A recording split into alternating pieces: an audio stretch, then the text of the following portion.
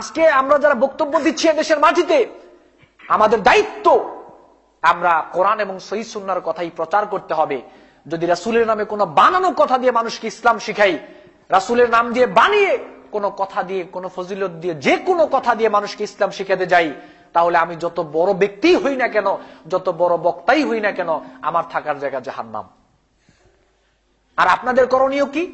আপনাদের করণীয় হচ্ছে, আপনাদেরকে যদি কেউ কোনো আমল শিখায়, ইসলামের নামে কোনো কথা আপনাদেরকে বলে, আপনাদের দায়িত্ব হচ্ছে যে ভাই, দলমত নির্বিশেষে আমার একটাই পরিচয়, আমি মুসলিম। রাসূল সাল্লাল্লাহু আলাইহি ওয়াসাল্লাম যদি এই আমলের কথা বলে থাকেন, সহিহ সুন্নাহ দ্বারা যদি এই আমলটা প্রমাণিত হয়, আমার করতে কোনো আপত্তি নাই। কিন্তু রাসূল বলে নাই, রাসূল করে নাই, এমন কোন আমলের কথা তুমি যদি বলো, সেটা আমি মানতে রাজি না। কেন? সহিহ বুখারীতে এসেছে, মান আমিলা আমালান লাইসা আলাইহি আমরুনা ফাহুয়া রাদ্দুন। কেউ যদি এমন কোন আমল করে, সেই আমলটা যতই বড় হোক না কেন, সেই আমলটা যতই সুন্দর হোক না কেন, সেই আমলের পদ্ধতির সাথে যদি রাসূল সাল্লাল্লাহু আলাইহি ওয়াসাল্লামের পদ্ধতির সাথে না মিলে, রাসূলের নির্দেশ না থাকে, এই আমলটা আল্লাহর কাছে গ্রহণযোগ্য হবে না। সুতরাং আমাদেরকে বলতে হবে কোরআন এবং সহিহ সুন্নাহ থেকে, আমলও করতে হবে কোরআন এবং সহিহ সুন্নাহ থেকে। আল্লাহ আমাদের তৌফিক দান করুন, আমরা বলি আমিন।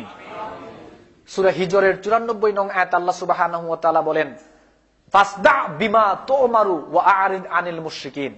হে রাসূল, আপনি যেটা হক জানেন, আপনাকে যেটা হক জানানো হয়েছে, আপনি এটা মানুষের মধ্যে বলে বেড়ান, মানুষের মধ্যে বলে যান।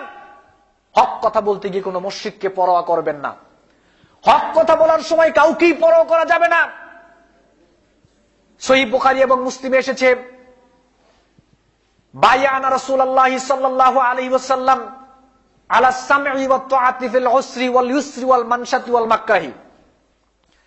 সাহাবীরা রাসূল সাল্লাল্লাহু আলাইহি ওয়াসাল্লামের নিকট এই মর্মে বায়াত গ্রহণ করেছেন, আমরা পৃথিবীর যে কোনো প্রান্তেই থাকি না কেন, যে কোনো অবস্থাতেই থাকি না কেন, ভালো অবস্থায় থাকি আর মন্দ অবস্থায় থাকি, পছন্দনীয় অবস্থায় থাকি আর অপছন্দনীয় অবস্থায় থাকি, ওয়া আলা আন নাকুলা বিল হাক্কি আইনামা কুন্না লা নাখাফু ফিল্লাহি লাওমাতা লাইমিন।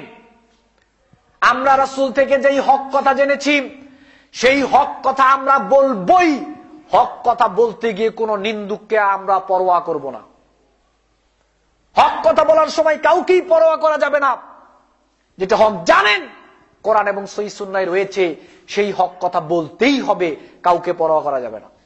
পরোয়া করা যাবে? বলেন আপনারা, পরোয়া করা যাবে কাউকে? পরোয়া করা যাবে না।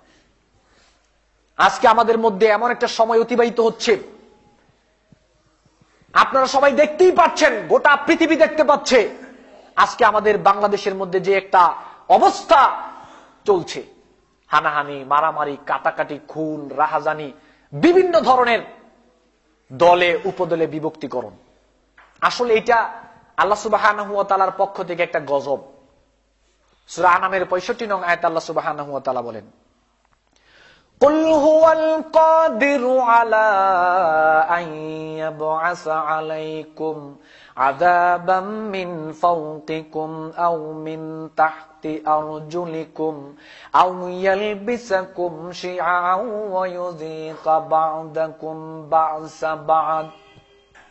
সহিহ বুখারীতে এসেছে, এই আয়াত যখন নাজিল হয়, আল্লাহ রাব্বুল আলামিন বলেন, ও নবী, আমি আসমান থেকে